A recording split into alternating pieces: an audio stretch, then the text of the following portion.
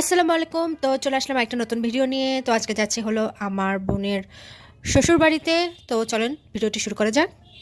এটা হচ্ছে আমার বোনের শ্বশুরবাড়ি। তো এখানে অনেক গাছগাছালি লাগিয়েছেন আঙ্কেল। আর ওইটা হচ্ছে ওনাদের বাসা। এখানে আঙ্কেল বাড়িতে লাগানো তালাগুলো খুলছে আর আমি এখানে ভিডিও করছি। আসলে এই বাড়িটা হচ্ছে একটা মাটির বাড়ি আর আগেকার জমিদার বাড়িদের মতো ডিজাইন করা। তো আঙ্কেলের বাবা ছিলেন একজন বিজনেসম্যান। দরজার পাশে বানানো মাটির ফলকগুলো আমার কাছে বেশ বেশ বেশ ভালো লেগেছে, মানে একদম আগেকার জমিদার বাড়িদের মতো। আপনাদের কাছে কেমন লেগেছে আপনারা কমেন্ট করতে ভুলবেন না।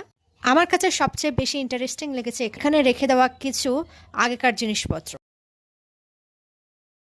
আমরা যাচ্ছি আমার বোনের দাদি শাশুড়ির বাসায়। তো এখানে ঢুকে দেখলাম যে মাটির দোতলা বাড়ি। তো আমি কোনোদিন দেখিনি মাটির দোতলা বাড়ি। তো এখানে দেখে আমার খুব ভালো লাগলো। আগেকার সেন্দুক, যেটা আমরা কোনো জাদুঘরে গেলে দেখতে পারি। আবার আগেকার টিভি।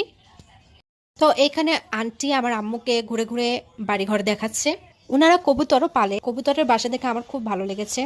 যেরকম আমরা গ্রামে কাঠের ঘর তৈরি করে কবুতর পালি, কিন্তু এখানে আসলে ওইভাবে পালে না। এদের পালার ধরন অন্যরকম। এটা হচ্ছে অজুখানা। এখন চলে এসেছি ওনাদের পুকুর ঘাটে।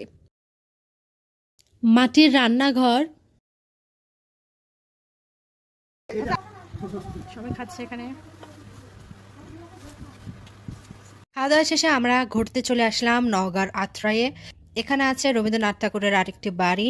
আমরা সবাই টিকিট কাটলাম রবীন্দ্রনাথ ঠাকুরের বাড়ি দেখার জন্য। তো টিকিটের দাম ছিল 20 টাকা।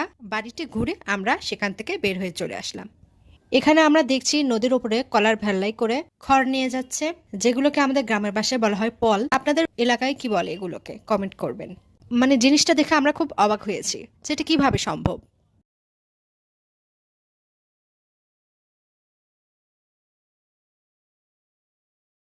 আর এখানে মেঘ ঘনিয়ে অন্ধকার হয়ে আসছে, প্রকৃতিটা দেখতে অনেক সুন্দর লাগছে। চলে আসলাম আমরা সেই তাল গাছের কাছে, যেখানে রবীন্দ্রনাথ ঠাকুর সেই তাল গাছের নিচে বসে তাল গাছ কবিতাটি লিখেছে।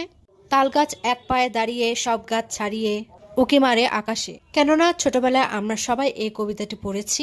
সবকিছু ঘোরা শেষে আমরা এখন বাসার উদ্দেশ্যে রওনা দিয়েছি।